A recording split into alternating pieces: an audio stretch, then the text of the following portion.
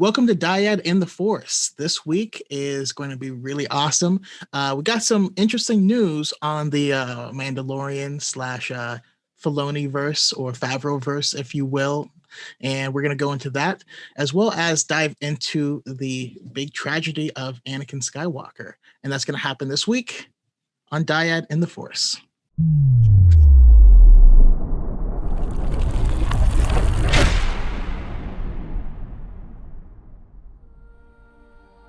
What's up, everybody? Welcome back to another episode of Dyad in the Force. I'm your host, Element 7. And I am Darth Choco. And today we have an excellent guest, one of my favorite creators, especially when I started. We have Kevin Conrad. So for the viewers out there, can you introduce yourself? Let us know how you got into Star Wars and what kind of content you do. Yeah, absolutely. I just kind of do informational pieces. My handle is a dude named Kev. A underscore dude underscore named underscore Kev. And pretty much really I only do TikTok content. I never even really intended to be a content creator. I just kind of got on there just to crap post and mess around and just do whatever and make stupid whatever joke content came out of my mind. And then one day I posted a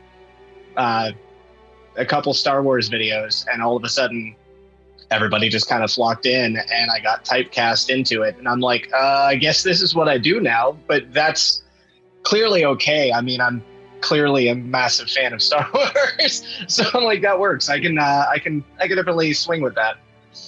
Well, you're amongst friends now, so it's all good. Yep. My dad loved Star Wars. My brother, Craig, and as you guys on TikTok know him, Budget Jason Statham, we pretty much just grew up with it. And it was just a fandom that was something that, we all connected over it. We all would watch the movies. We would go see the movies in theaters together as a family whenever the new ones, like when the prequels came out. And since then, both me and my brother have passed that fandom on to our children. So we have a 3-generational fandom, and that's pretty much why I got so into it. Like, it doesn't just represent a thing of pop culture to me. It's something that connected me with my family and now with a large group of people who I consider lifelong friends. Absolutely. I think everyone kind of just starts out the same way, really. Like, it's either a family friend or a friend, and you get shown it, and then you just kind of skyrocket into the world from there. And largely, I think a lot of our starts in TikTok started the same way as well. Like, I did see a dude named Kev doing some like trash posts about like sequel haters, and I was like, I want to do this too. So I did a couple, and then people, started asking me questions, and I was answering them, and it just like dovetailed into like a lore channel. Yeah, about the same for me. I mean, I just, I originally started doing plot holes that were not actually plot holes. Throughout, there was a bunch of them, especially in the original trilogy. And I saw both of your guys' content. And I was like, okay, this is cool. And the very first episode of the High Ground podcast had Kev on.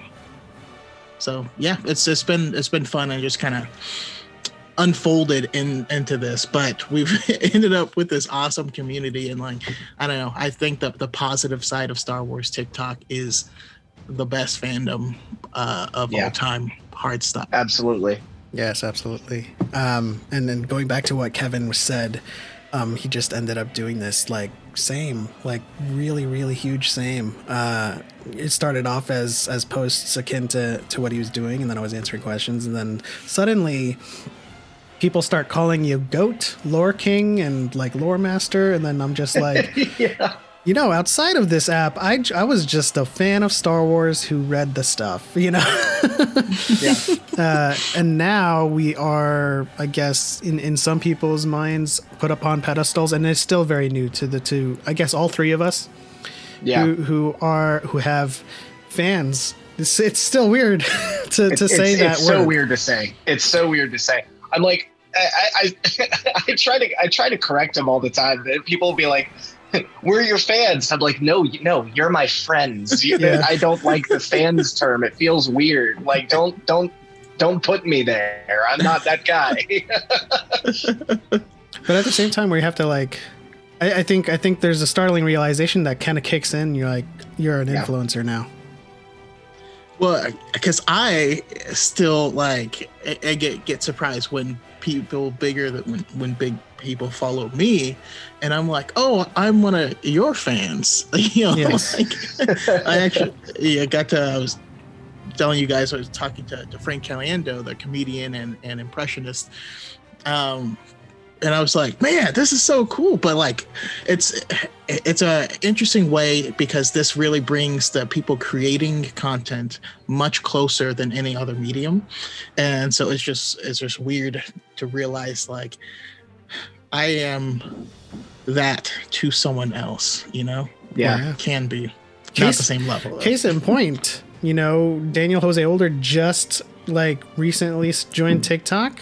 He's an author for Star Wars Last Shot. Mm-hmm. He just has a new one that's coming out, Race to Crash Point Tower, in the High Republic, and we just see him like hanging out in his living room with his dog, and then Brandon or Choco, he's like, "Can we interview you?" And he's like, "Yep," and then that was that, and then we interviewed a Star Wars author.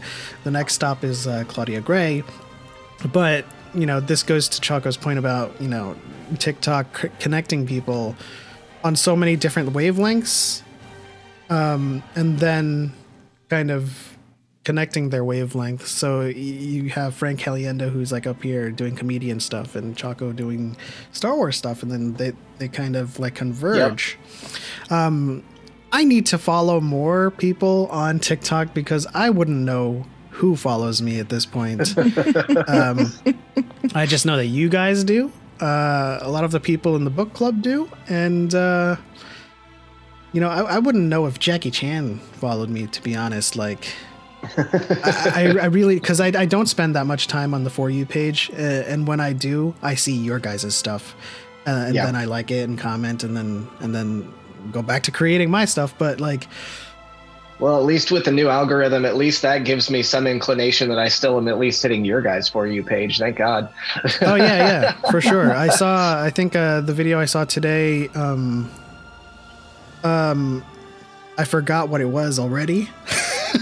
But I think you were, again, talking about Gina Carano's situation, which of course is that's a great segue into what we're going to be talking about in a second here.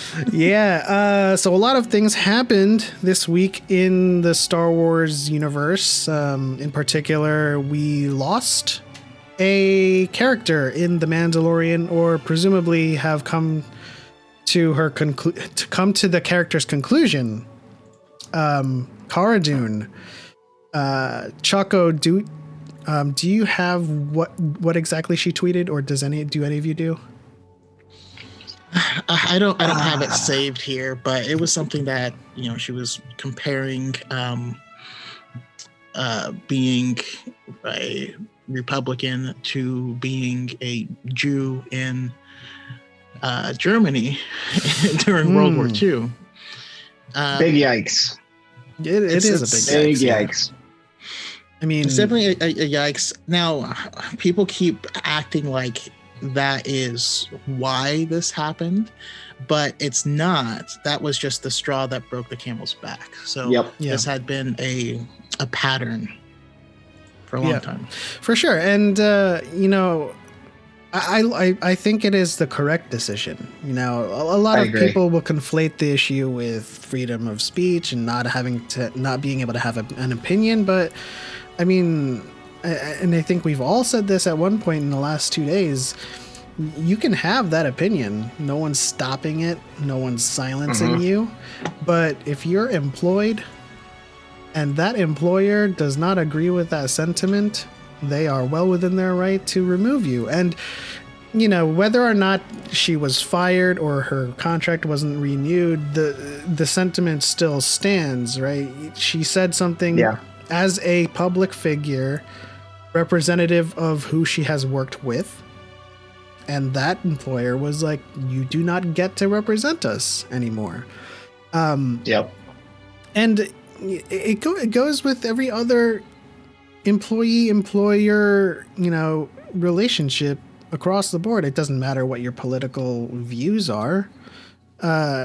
Freedom of speech, say that all you want. You go into the workplace and you cuss out your boss, they're going to fire you. That's not an infringement of freedom of speech. You just done something stupid. And them's the consequences. A lot of people are asking, is this cancel culture? And in short, no, it's not. But with a little bit more nuance on it, yeah, it definitely started there. I mean, there were parts of the beginning of Gina's drama that neither side was really all that great.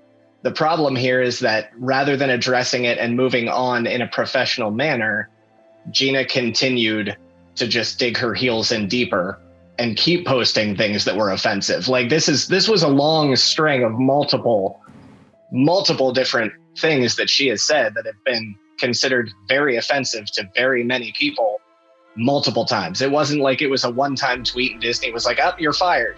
Yeah. So does it start with cancel culture? Maybe, because that is what got her like pissed off enough in the first place to start like attacking the people who were coming at her.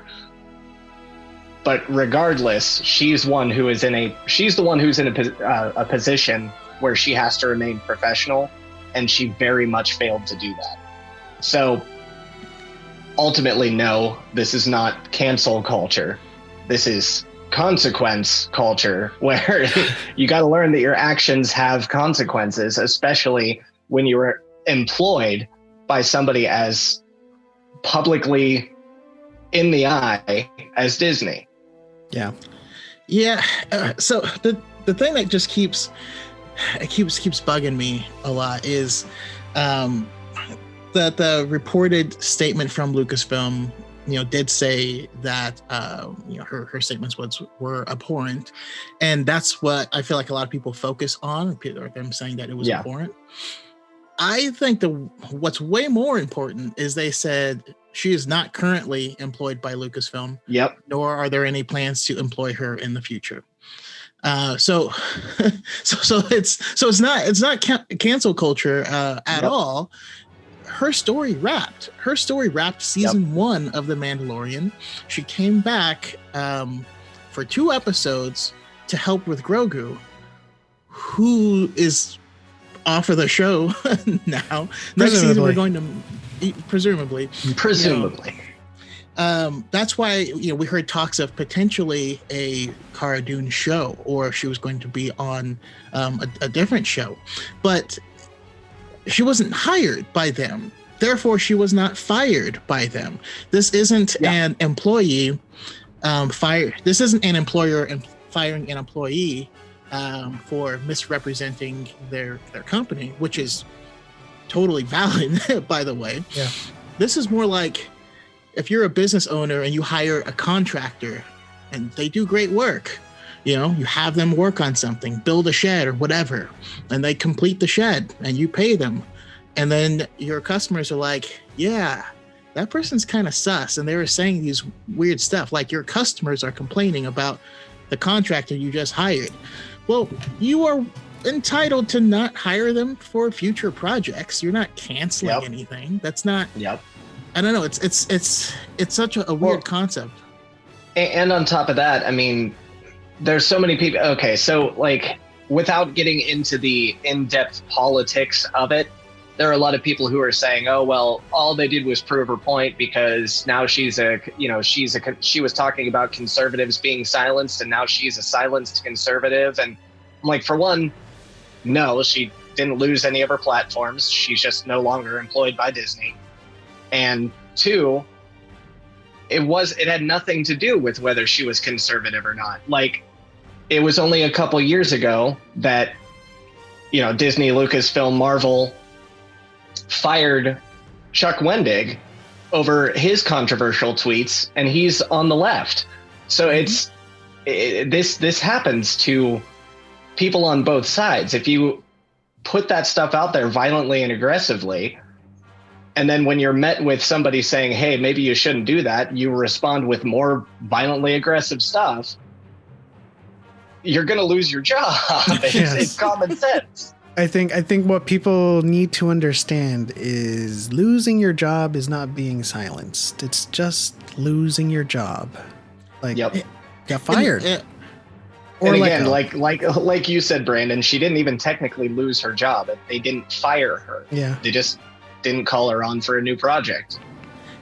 I was laughing because I was in this Discord server, and there was some people that were upset, and they're talking about it, and then they started diving into some deep politics, and things were getting heated. And then the mod for the server was like, all right, guys, stop it, knock it off. And they're like, okay, we're sorry. I apologize. This was getting heated. We do this every now and then. And then I'm like, do you guys not see?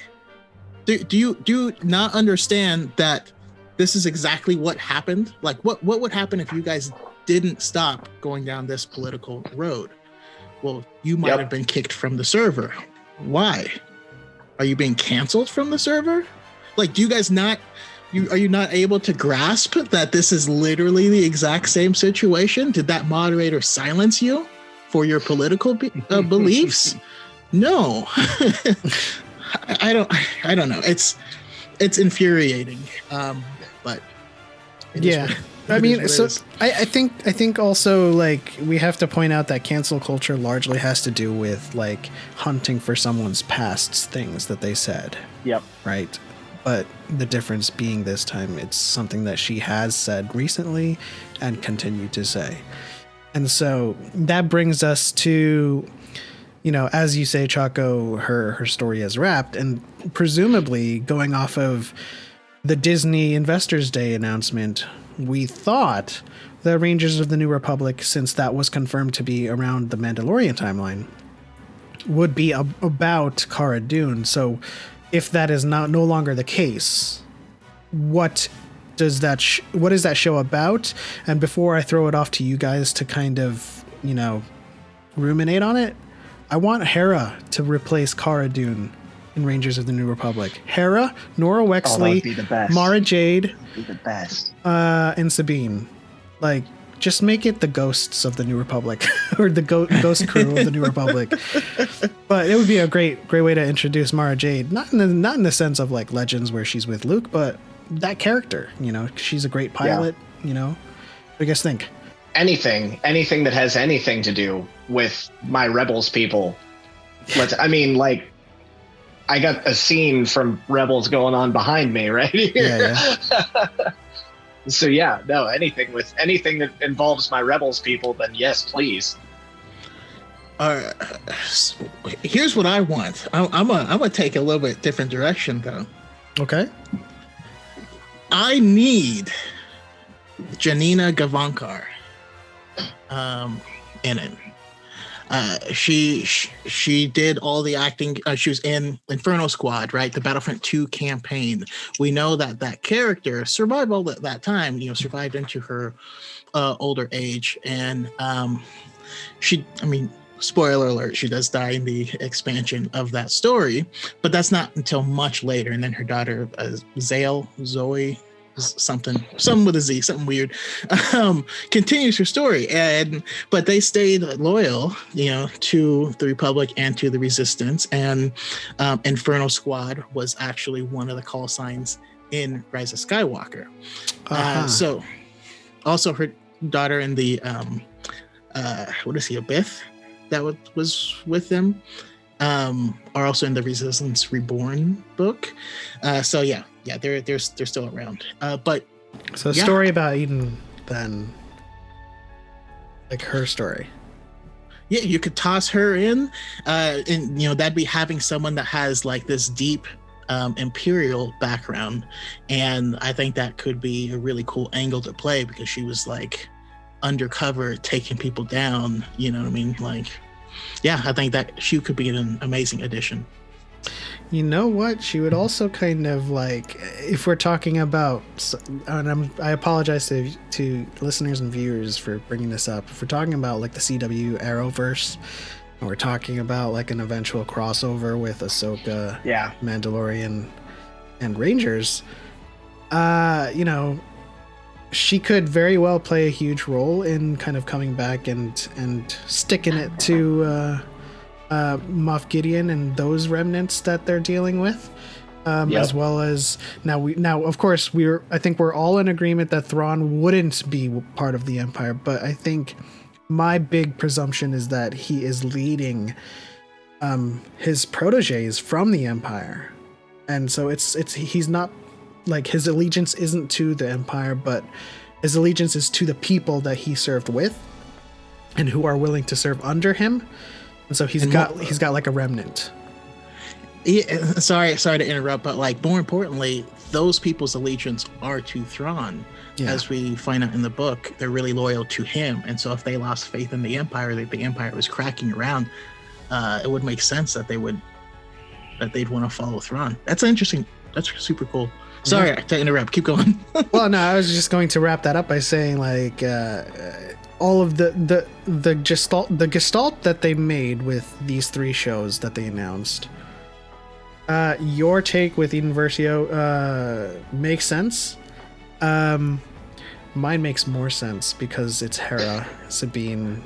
I know. I want everyone from Rebels to have that live action for some reason. And Kev, you're just obviously on board with anyone from Rebels coming in.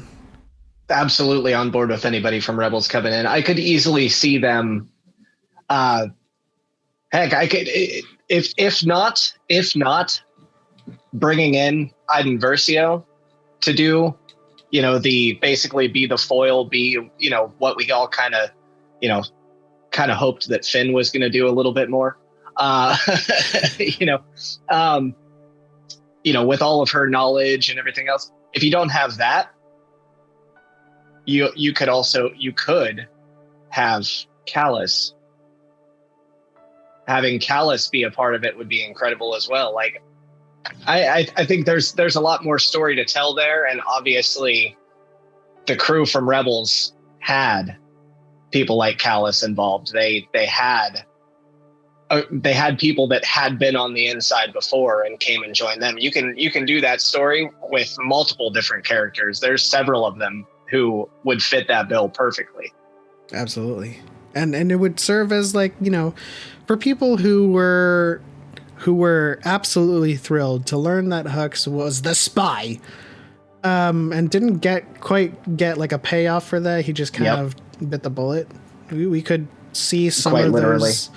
Yeah, we could see some of those underserved narratives play out in some of these characters who defect. A lot of these stories that we would read in the Lost Stars and all of these books that have Imperials defecting could be served rather well in this Mandalorian verse timeline. I mean, I would love to see Nash Windrider pop up as a villain. That would be amazing. But listen, Finn Wolfhard as young Nash and Timothy Chalamet as the older Nash. And for anyone that doesn't know, Nash Windrider is a character from the book Lost Stars, and just a really interesting and complex character who, that book kind of is in the background of the original trilogy. He's originally from Alderaan and was very proud of that fact. And he became a TIE fighter pilot, and he was on the Death Star when Alderaan got blown up.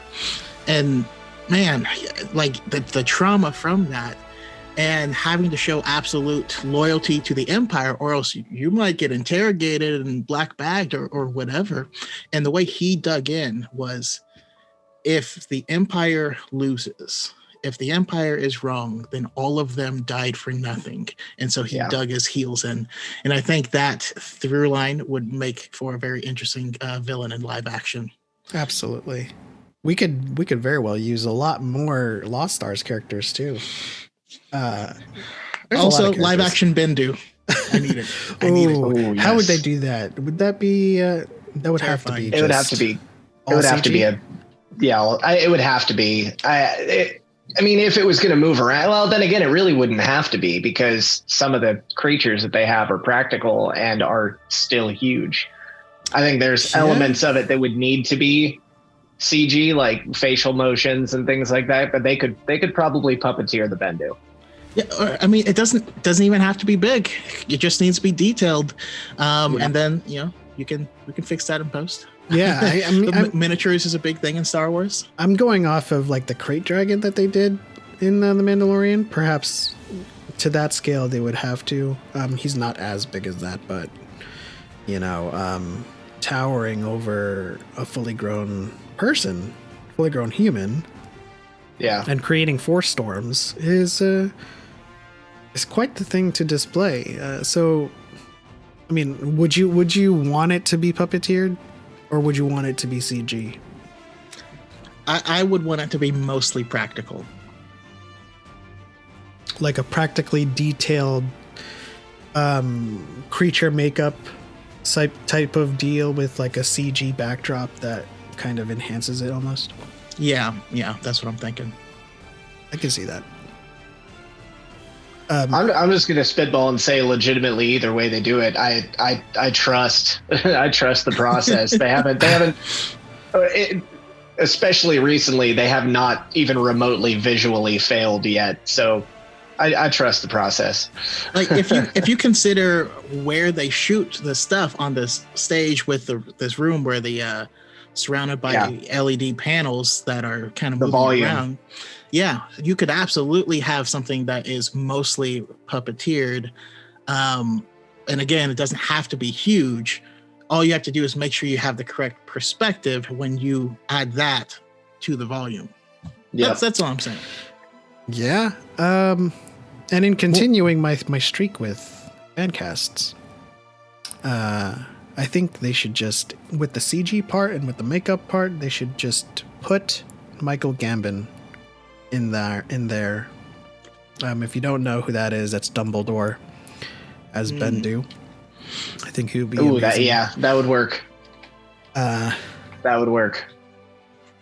Yeah. Okay. Are you in agreement? Well, you know what? That's the thing, though. To be perfectly honest, if the Bendu is going to be a puppeteered and mostly CG type character entirely, then really there wouldn't be any issue with just bringing the original voice actor from Rebels back in. That's true. That's also true. That's very true. My mind went straight to John Noble. Who is that? He played Walter on Fringe. I don't know if you watched the show Fringe. I'm in the dark on that one. Okay. He played the Scarecrow in the Arkham games. Oh, okay. I mean, I've played the voice actor for the Scarecrow, but yeah, I think he's really good. Okay. But the regular voice actor as well. But as long as in these projects, we keep diving more into the Force and Force lore. I want more Bendu. I want more the ones, and we can really kind of get more insight into the whole Chosen One prophecy and all this stuff. Yeah. And I was primarily thinking about like a Mark Ruffalo Hulk kind of implementation where it was just that makes captured. Sense. That makes Gambon, sense. And then his voice matches the original voice actors. It does. No, it very much does. But I wouldn't be opposed to the original voice actor as much as I wouldn't be opposed to Lars Mikkelsen. But I am a Dan Stevens Thrawn stan for some reason. Like when I see him in Beauty and the Beast, his Victorian England look, I'm just like, that's Thrawn's facial structure. And then when I hear him speak in Downton Abbey, that's Thrawn's voice. He just needs to inherit the character of Thrawn, and you've got the perfect package there.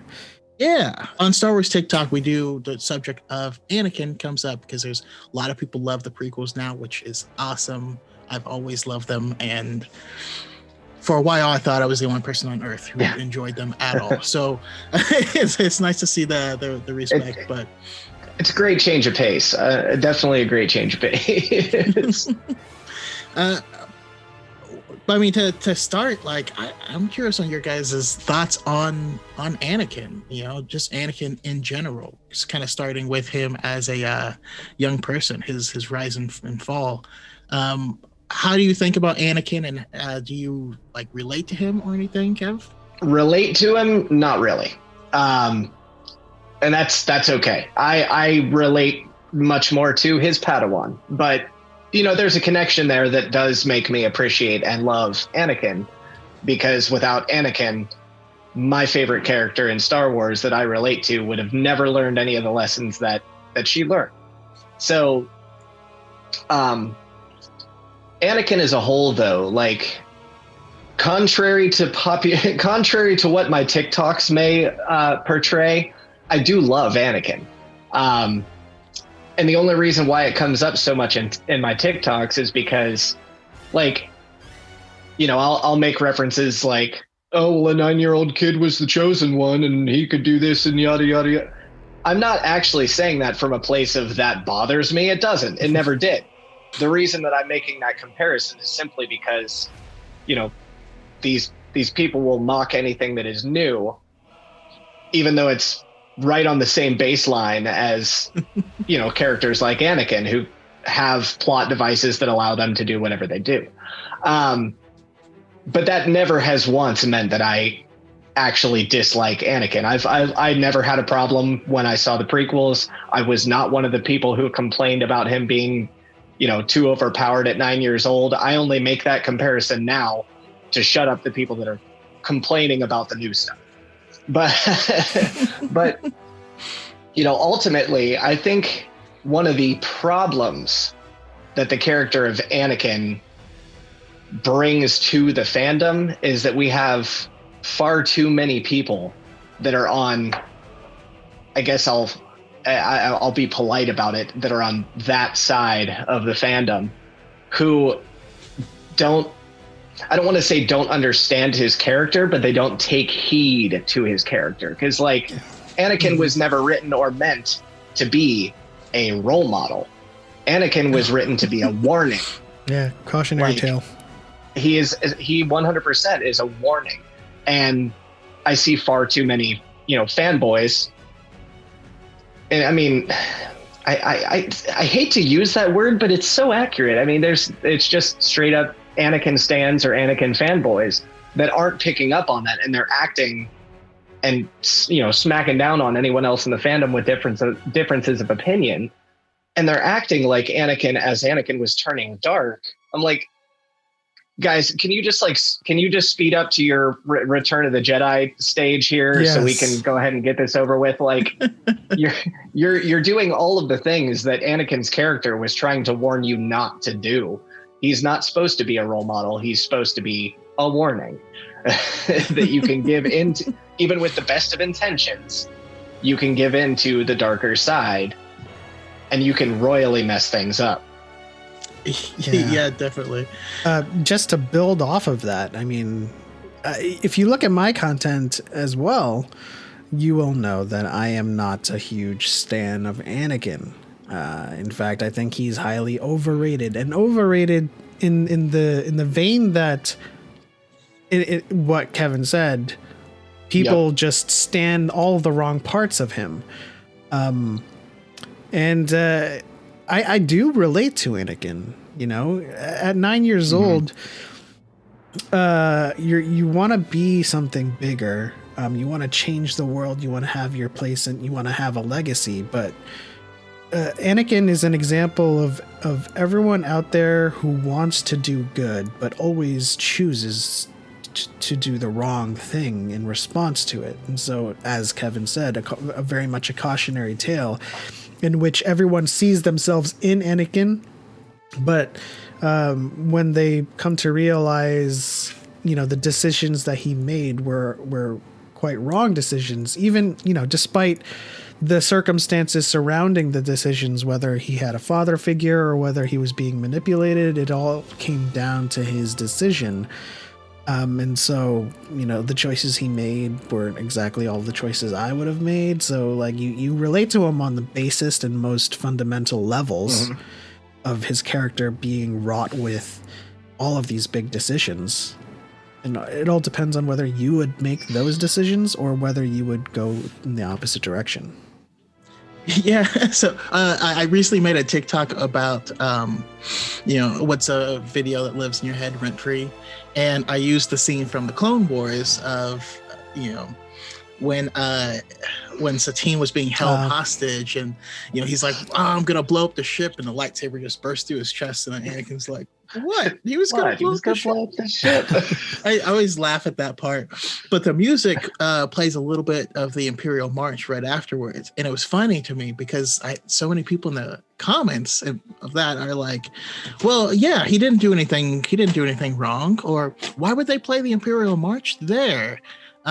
He didn't, and you're like, well, I mean, he could have cut off the guy's arm or like something else. I mean, I love that part of Into the Dark where there's someone causing trouble, and the Jedi is like, well, I have to stop this person, and arm replacements are a lot cheaper and more comfortable than leg replacements, so they cut off the person's arm. Yeah. And that would have been the right thing to do. And so it's just funny to me. And I call it the Tyler Durden effect. People who watch Fight Club and they're like, oh, Tyler Durden's the coolest person. You're like, well, kind of sus. That's not the character you're supposed to be liking in this. Same thing with what is it? 50 Shades of Summer? No, what is it? 50 Shades of Grey? No. Kev, no. Oh, this just went off the rails real quick. 500 Days of Summer. Got a podcast now. 500 Days of Summer. That's what I was thinking of. That's it. No, but so another thing that I hear all the time though is, well, Anakin could do all this stuff because he's a chosen one, right? He's the child of prophecy, and my question is usually like, what does that mean to you? Like, he doesn't just auto win because he's the chosen one, and that would make you a Mary Sue for sure, like by definition. But I'm curious on your guys' thoughts on the whole chosen one and prophecy. I read the prophecy as, and not necessarily something that should have given him that kind of just insane ability all the time.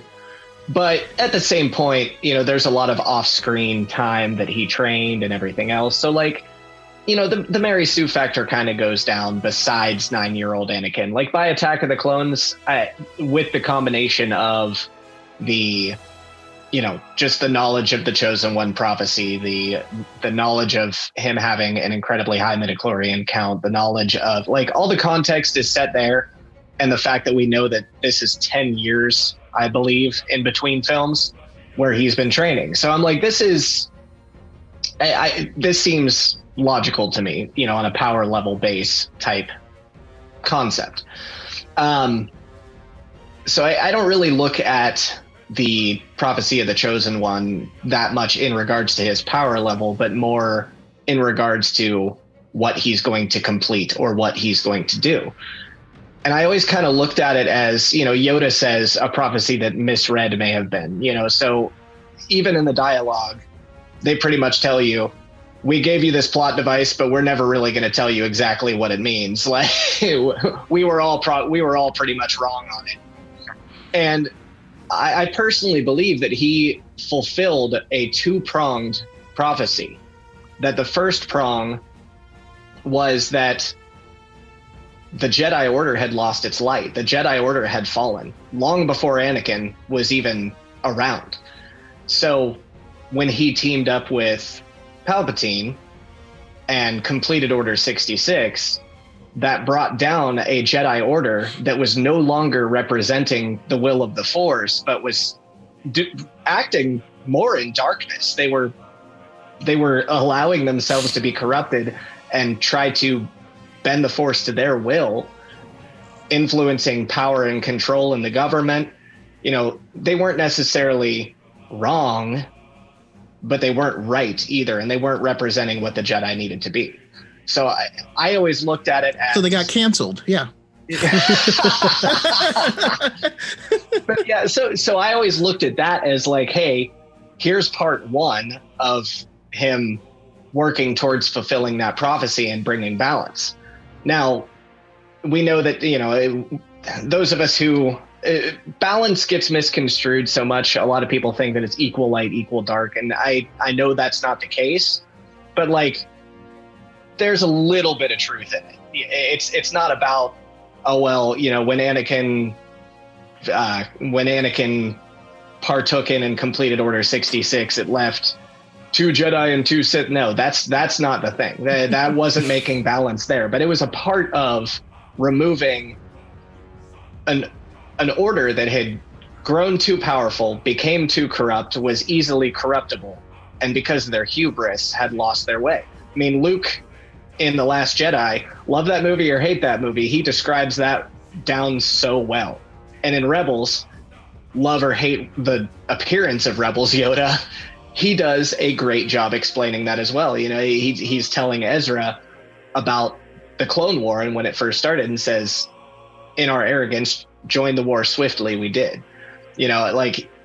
Jumped right into the conflict without even second thought. Jedi had lost their way. So to me, that was part one, but part two was his return to the light and overthrowing Palpatine and stopping Palpatine from having literally a grasp on all of the power in the entire galaxy. Yeah. Kill him or not kill him, nothing in the sequels undoes the fact that he did bring an end to that reign. He did fulfill that goal. He did bring balance.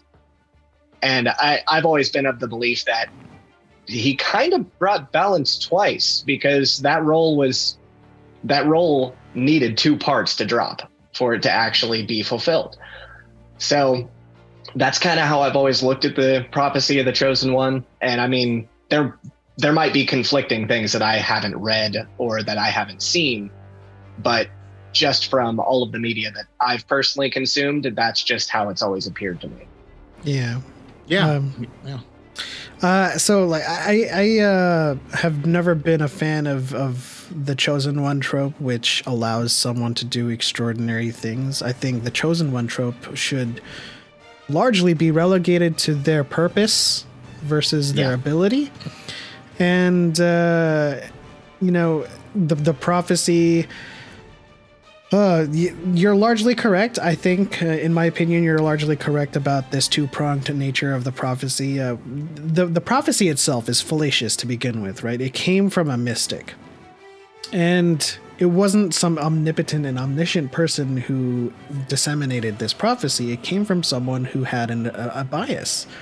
And they wanted balance in the Force, and their interpretation of balance was destroying the Sith. And that's where a lot of people misread, you are supposed to destroy the Sith, but it has nothing to do with the Sith. And I think, balance in the Force, again, it's not about amounts. It's not about, amount of light, amount of dark. It's just the coexistence of both.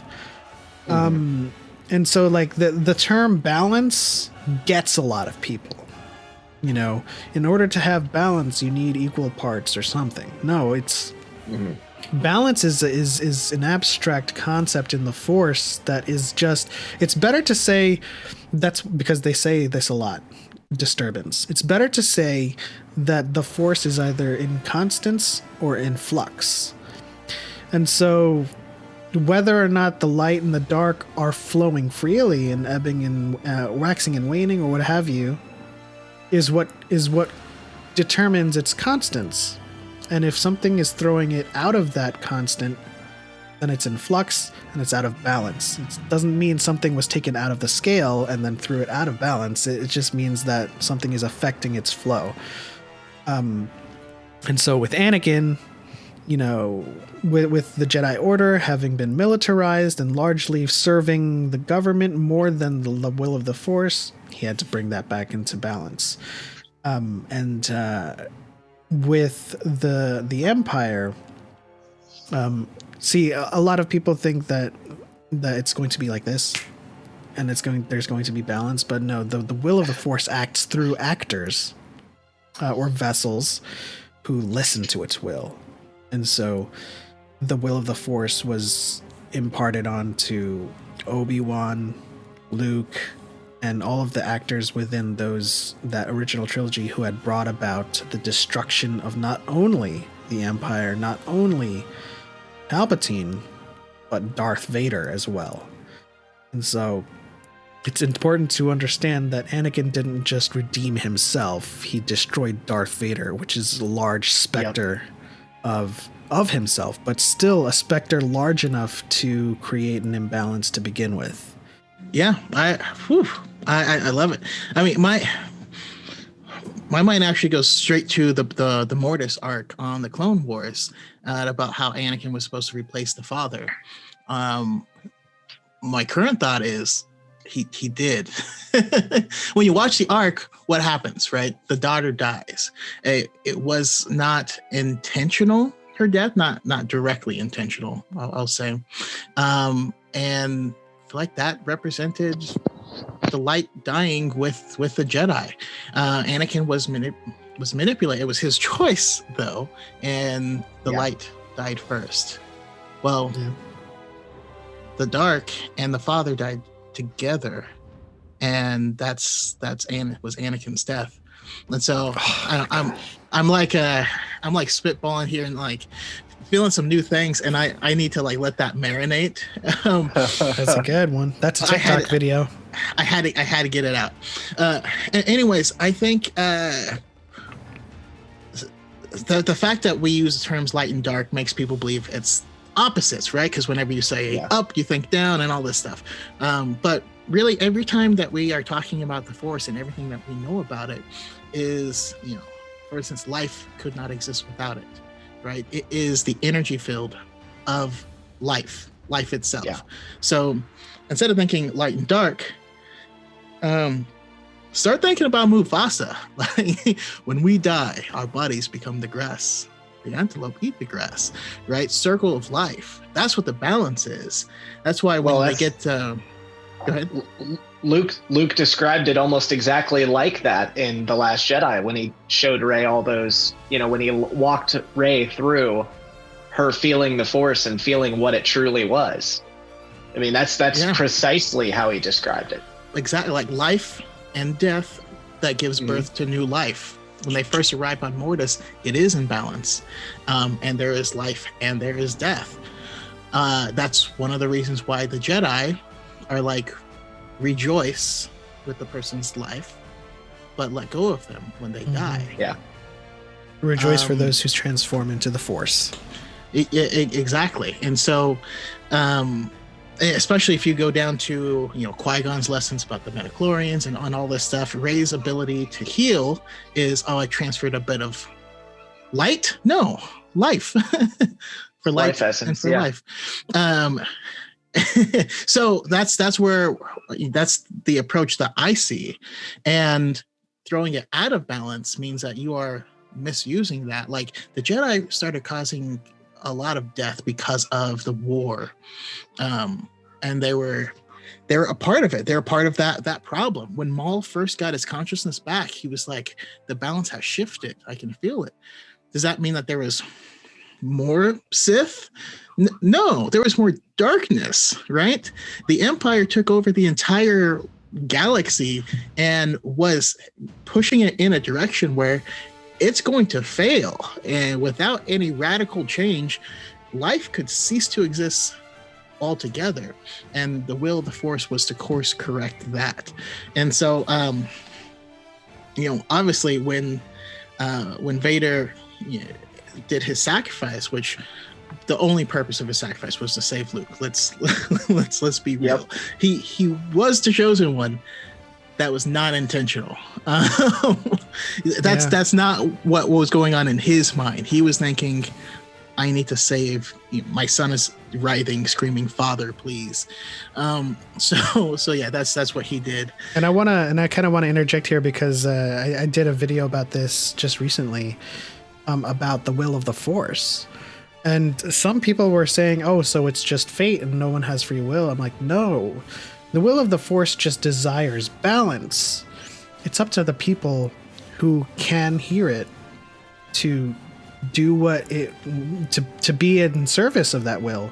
And so, as you're saying, Anakin, all he wanted to do was save his son.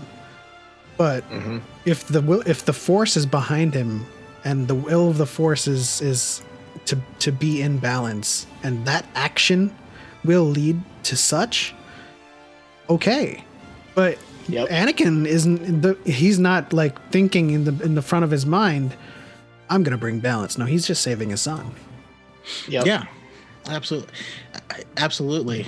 And taking down Palpatine is what brought that balance to the Force, and through that balance allowed peace to come in, allowed them to get rid of this oppressive empire and reverse all of the negative effects that it had been putting onto the galaxy. For the Sith ran the galaxy, they stopped that.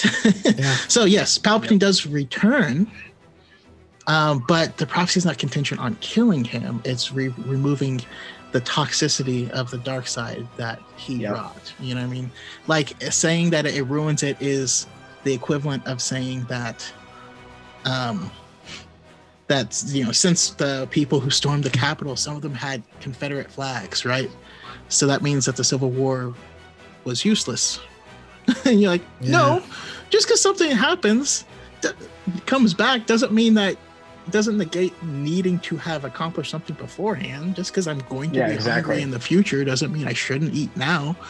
I don't know. It's a weird thought. There's something really weird about people who think that ultimate balance or the ultimate removal or termination of the dark and evil is really weird.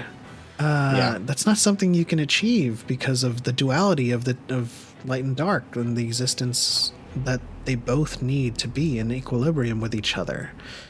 What I usually like to say to people who bring that point up and say, oh, well, you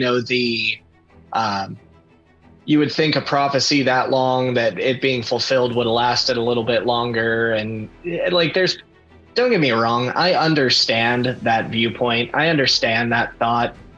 It makes sense in my mind to think, oh, well, it does seem kind of weird, a little sus that a prophecy that was like a 1,000-year-old prophecy only lasted until for like 30 years that there were balance. And I'm like, but here's the thing. The 30 years that were balanced was because of the removal of Palpatine, who only had power in the Empire for 25 years. The balance lasted longer than the Empire. Yeah. So it's if you really look at the timeline of things, like, no, him returning, and especially not even returning at full power, not having a real grip or real hold on the power of the galaxy, it really didn't negate anything at all. Do I think they could have done something different? Maybe, but ultimately, the Skywalker saga would not have made any sense ending anywhere other than where it started with Palpatine. Yeah. It did make the most sense. I think we all have our personal, viewpoints as to whether or not they should have brought Palpatine back. I personally don't think they should have, but I also personally understand why they did, and understand that the story makes sense that he did. And you're right. Balance lasted more than the reign of the Empire, and this prophecy that's thousands of years old, resulting in only 30 years of peace, is quite a testament to just how wicked the Sith are, in terms of throwing things out of balance. You try to bring ultimate balance to the Force, but if you have just one Sith, one person that's born in just the correct but just in the right circumstances for them to become a Sith and to start bending the Force to their will and perverting it more, then it's going to be out of balance. Doesn't matter what a prophecy said.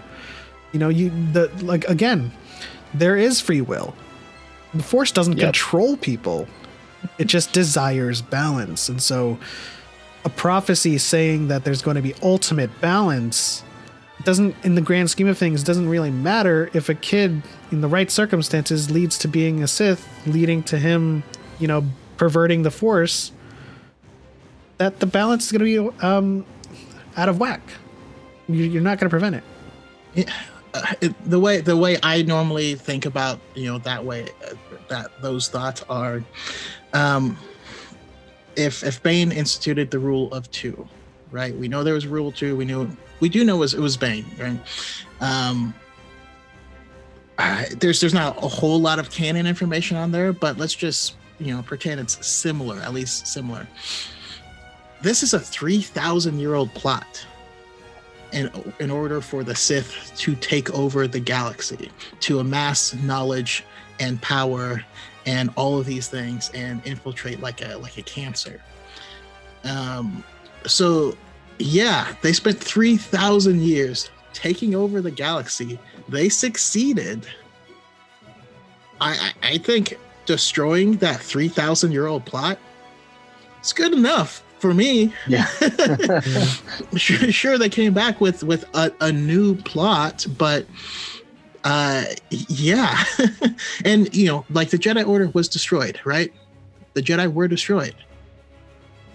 Well, but that's negated, right? Because they came back. So it doesn't matter that they were destroyed in the beginning, right? No, that doesn't make any sense. Same thing happened with the Sith. The Sith ran the galaxy. That was destroyed. They try to rise again. It's a never-ending cycle, really. And it's going to continue. It's going to repeat itself. With Rogue Squadron. Mm-hmm. I mean, future movies. How do they counteract the? Okay, let's be real here. They're gonna make money. They're gonna want to make money. This is a cash cow. With that being said, how do they do that if they have ultimate balance and no bad actors could ever rise up again? That's just bad storytelling. Yeah. Or not bad storytelling, but you're literally crutching yourself. Well, I mean, all sequels do fall into this hole where, because of the stories we were all told as children, we expect a happily ever after. And when you don't get that, some people get upset. You know what I mean? Like you watch Legend of Korra and you find out that Aang wasn't the best father. People were mad about that. It makes sense. He never had a dad. They don't have dads in the you know what I mean? And his whole entire culture died, so it would make sense that he would favor the kid that has that specific talent. And his story made sense, but a lot of people weren't happy that he didn't get that happily ever after. Same things happen with the sequels, and I think that's just something that's inherent in any sequel. You can go back, give a prequel how we got to this, but moving forward in the timeline, I think is always tricky. Absolutely. This relates to what you said. It's a little off topic of the podcast, but I want to plug a friend here who I've had conversations with that about. My friend Amanda Just Vibin. Her and I have had like in-depth, long-length conversations about the fact that a lot of the hate that the sequel trilogy gets is almost exactly the same as the hate that Legend of Korra gets. Like, it's all those same exact premises. It's, oh, well, you did this with characters that I loved. Oh, you did this with characters that I loved. Oh, I don't like this strong female lead. Oh, I don't like this strong female lead. Like, the parallels between the hate for those two, like the Venn diagram is quite literally a circle. It makes sense, and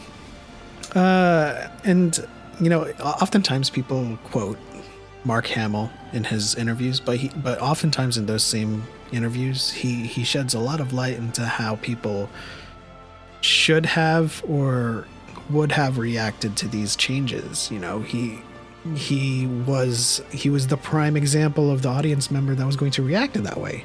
But in those same interviews, if you watch the whole thing, instead of stopping it after he says the thing that affirms your bias, confirmation bias, he says, like, it's the best thing to be taken out of your comfort zone and to be challenged in these ways. You know, he says that after saying, I disagreed with Rian Johnson. And the crux of that interview, it's always in the past tense. I disagreed with him. But after I saw it, I loved it. I was wrong. Being challenged and being taken out of my comfort zone was the best thing that ever happened to me.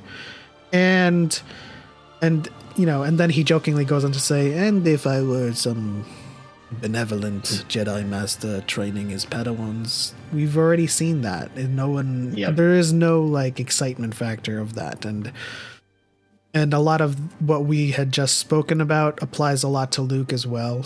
I mean, he also had kind of like a chosen one burden thrust upon him. As soon as he redeemed Vader, everyone was like, oh, he is going to see nothing but light in everyone else now. I mean, he went from he went from cutting off his father's hand to that character. That doesn't mean they're mutually exclusive. That means both of them exist within the same character. And so there's no out of character that I see. Yeah. And I'm sorry, we've shifted to a Last Jedi discussion. But you know what? That's the thing. To be honest, that actually, like, all of this that we've been talking about may seem like it's off topic, but when I really think about it, all of it does relate 100% to the lessons that we learn and to the tragedy of who Anakin Skywalker was, because, you know, all of these. Like I said at the beginning when we first started this conversation, I see so much of the fandom, you know, just dogging on all these different aspects, all these, you know, dogging on other fans, crapping all over any new content. They're not heeding the warning of the cautionary tale, and they are becoming the very thing they swore to destroy. They are. I use that line all the time because it makes perfect sense. I see all these, you know, all these prequel trilogy stans, which I am one, by the way. Let me clarify that. I think we're all just Star Wars fans. Exactly, but the thing is, like, I am a no trilogy stan. I am a Star Wars stan. I love all three independently of each other and equally for different reasons. They all tell a different part of the story. When people ask me to do a ranking or list my favorites, I'm like, yeah, I can't do that because that does not exist in my mind. In my mind, every single film tells a different story that I need for the conclusion of the entirety of it. I can't do that. I have no favorite. If I had to pick a favorite, it's Return of the Jedi. Based on two things. I love redemption and it hits my nostalgia feels. That's it. That's the only two contexts that make that one my favorite. Everything else is on an equal pedestal because they all tell a separate part of the story that I need. But, you know, I see so many of these, you know, diehard prequel trilogy, you know, lovers who are so strong on Anakin's the best character, there's no other character. This, I'm like, you realize you were defending this stuff when it was hated. Maybe, hopefully. Some of you are too young for that, but some of you are not. And you're leaning on that, but now you are attacking the sequels just like the OT fans attacked the prequels, and you had to live through that. You've become the very thing you swore to destroy. You're immediately saying this ruined my childhood. Well, guess what the OT fans said about about the prequel trilogy? The same thing. It's history repeating. It's like poetry. It rhymes. Yeah. But just like it's like, because it not only rhymes but it echoes and sometimes you know, magnifies, because if you think about it, you know, we know that the dark side is always going to exist, right? Why? Mm-hmm. Because you can have all dark, right? That's a literal thing. There's no lights on. It's all dark. But you can't have all light without dark because it always casts shadows, right? Same thing with life and death. As long as life exists, death will also exist. And as long as Star Wars exists, there's going to be a dark side of this fandom too. Yeah. But, it's the will of the fandom to keep it going, to perpetuate itself. And we just need to be the Jedi that while certain people may be mimicking Sith ideologies, dark side ideologies, they started on the light but followed Anakin's path. Well, we need to be Luke's. We need to be Rey's. Yep. We need to bring that balance. We need to be who we were born to be. Man. That's how I felt when I started making TikToks. I was like, it's been inside me all this time, but it's awake now. And I'm afraid. And I need help. Thank you guys for someone to show me my. Hey, dude! A mixture of Luke there. Back, by the way. A mixture of Luke there. I think when you came in, I was like, you need a teacher. But instead of saying, and I can't be that teacher like Luke did, I was like, come in, join us. We are. Come here, my little friend. Come here, little friend. Yeah. Come here, little friend. Don't be afraid. Oh, and then Kevin gets attacked by some toxic gatekeepers, and then Choco's like, and then I'm like, oh, don't worry, he'll be all right.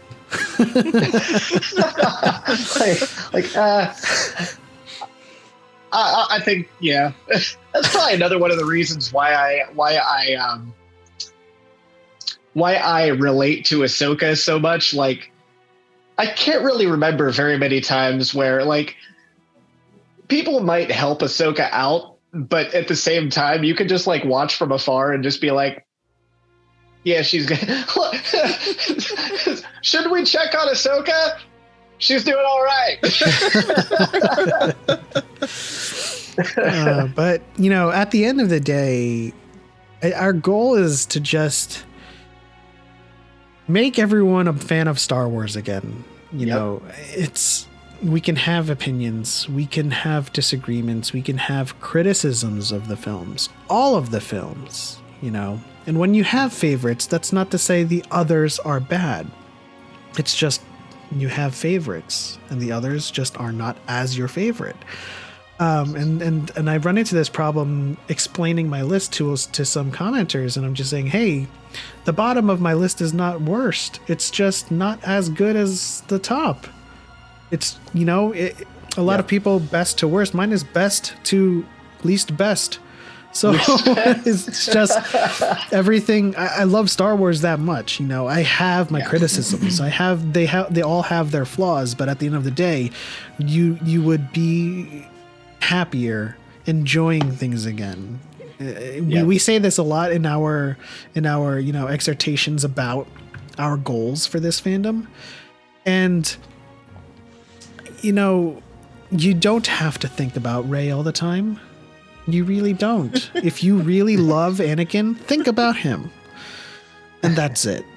If you see a Rey video, swipe away, go to an Anakin video. Actually, click on the search icon on the bottom of TikTok and search Anakin.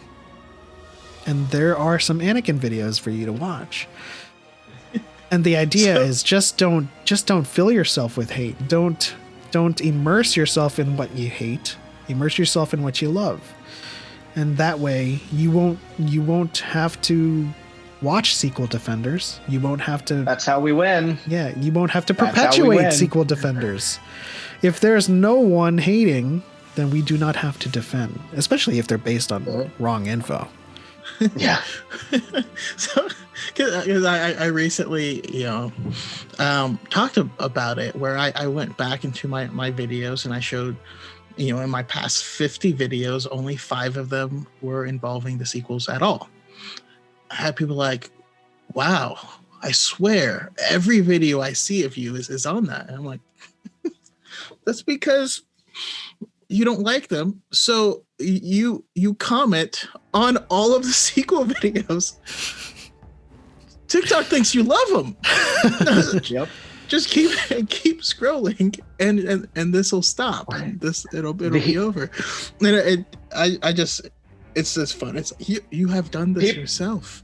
Yep. People need to understand that the algorithm cannot differentiate between a hate comment and a love comment. The algorithm just sees a comment and says, "Ooh, interaction. Boom, let's go." And likes on that comment. Yep. So if you're the perpetuator or the perpetrator of that comment, and there's a lot more hate as well, they're going to get a lot of likes, and they're going to think, hey, you love this content. And it's going to serve you more Rey is a Skywalker content. Yep. But yeah, it's, this is something that we are working towards. We are in no way trying to antagonize anybody that hates the sequels. We definitely think it's okay to not like them. It's just, we are trying to create a space where we can all enjoy Star Wars and have the freedom to say, I don't like this and I like this, without being antagonized for that position. So if someone likes Rey, let them like Rey. If they don't like Rey, let them not like Rey. But at the same time, when you come across a Rey video and you don't like Rey, you don't have to comment. You really don't have to make it known to the world and announce on your soapbox that Rey is not a Skywalker and you don't believe in her. You just move on. Yep. And the same with us. If you don't like the sequels, don't comment that, and we won't care. I mean, you can comment that, but if you are practicing what you preach and you're not watching sequel videos, then the likelihood of you interacting with us is slim to none, and you won't have to worry about that. So just start loving again. What the world needs now. That was definitely a better direction than my brain keeps trying to take it. I'm like, no, go for it. If you have final thoughts. So what you're trying to say is that we're trying to make Never mind. Nope, can't go there.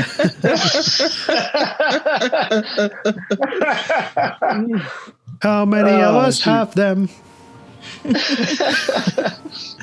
But yeah, I and I agree. Like I said, I know this feels like it went a little off the rails of, just strictly being an Anakin episode, but really every single thing that we talked about is 100% evidence of people either missing or missing the cautionary tale, or seeing it and just not caring and just diving headfirst into it. And, ultimately, like you said, none of us are here to attack anybody for differences of opinion. But if you come hostile directly onto my page, then yes, you did just give me more content, because I am going to call that out. So I discourage it. Because there's plenty of other ways that people can handle that. But also at the same point in time, you are feeding me my next video, so thanks, I guess. but the ultimately you have no reason. I've said it before. I've made this comparison before. When you have differences of opinion are fine. It's how you frame them that's different. You can learn from characters like Obi-Wan when he tells us, many of the truths that we cling to depend greatly on our own point of view. You can learn from that and understand that, yes, this might be true for you, but you can respect somebody else's truth, and you can understand that it is true for them. Or you can deal in absolutes, like the tragedy of Anakin. There's two completely separate ways to handle that situation. And ultimately, I like to tell people, like, look, if you don't like Rey and you feel so compelled that you absolutely have to tell me, you still can, and there's a great way to go about it. You can easily just say, I don't relate to her character at all. I'm not a big fan of Rey, and I'm not a big fan of where they took the sequels, but I'm glad that you got some enjoyment out of it. Like that, it's not that hard to respect somebody. Yeah. You throw that little tag on at the end of I'm glad it's good for you. I'm glad that you can enjoy it.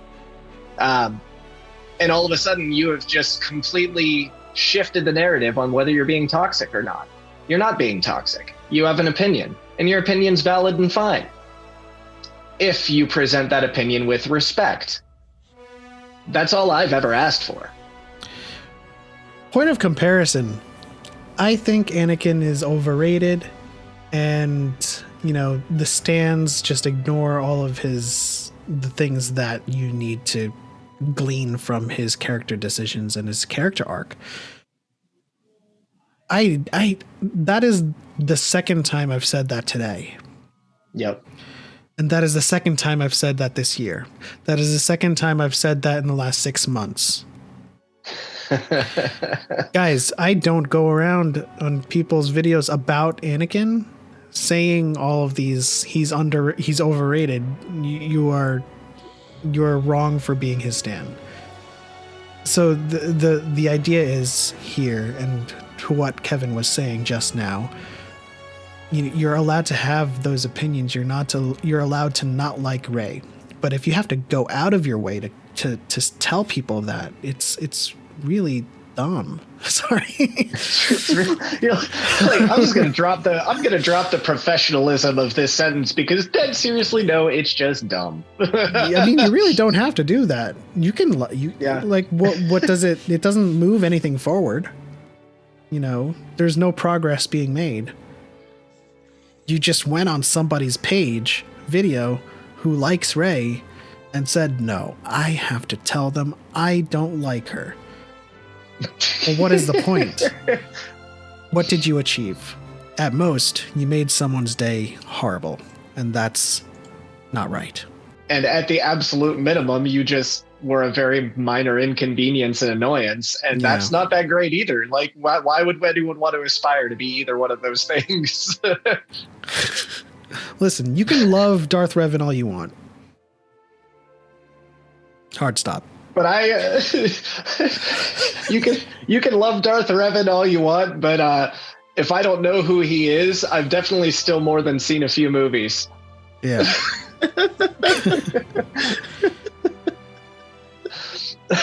If you know, you know. It can get tiring. It can get very tiring. It does. Especially, you know, wrapping back to what all of us said at the beginning here. None of the three of us even came into this with the idea of content creation or being Star Wars creators. And now here we are, always dealing with trying our best to bring some balance to the fandom. And it is a daunting task, especially when you didn't ask for it. Hey, there it is. I mean, that gleams right back into all of this. Anakin didn't ask to be the chosen one. I'm not saying we're the chosen ones, but Anakin didn't ask for that responsibility. It was placed on him. And I think the difference between somebody like Anakin having that responsibility placed on him and somebody like Rey having the responsibility of the prophecy of the Dyad thrust upon her is what you do with those expectations. You know, Anakin very much wanted to be something greater. He wanted to, he wanted, you know, I'm not a slave, I'm a person. Like from the very beginning, you could see this drive in him that he wanted more. He always wanted more. He was never going to be satisfied. And that's not necessarily, it's not bad to have drive. It's not bad to want more. But when you get that prophecy thrust on you at a young age that you're the chosen one and you already wanted to be more, you lean into that expectation, and ultimately he succeeded and failed at the same time. As where somebody like Rey, while I don't think that the sequel trilogy in film described it as well as it possibly could have, she had a very similar prophecy behind her. There was, if I could be incorrect on the exact specificity of this, but like, wasn't there a Sith prophecy that there would be a dyad that would bring balance to the Force? Now that Sith prophecy was a little bit different because their interpretation of balance is obviously different than the interpretation of the Jedi, but it was kind of, in my opinion, looking at it as both the Jedi and the Sith prophecy ended up being accurate, but they were just not. Okay, I'm going on a little bit of a tangent there, but the ultimate point. I don't think that's the Sith prophecy mentioned balance. I think the Sith prophecy was just that a dyad would come, and that was the basis for why they formed the rule of two. I don't know if it ever like prescribed what that dyad would do. Yes. Am I correct? But even so, it's still just being a part of that prophecy itself does. It kind of places that same level of burden on her, which again, I don't think that the sequel trilogy did a great job explaining that element of it. I think the sequel trilogy did a lot right, but that's one thing that they didn't expound on that. That was something that you needed outside media. The outside media did correct and make it more valid and make it have but it's all still a part of the story, whether it was in the movie or in the books or in the comics or anyway, it's still a part of the story and it's still valid.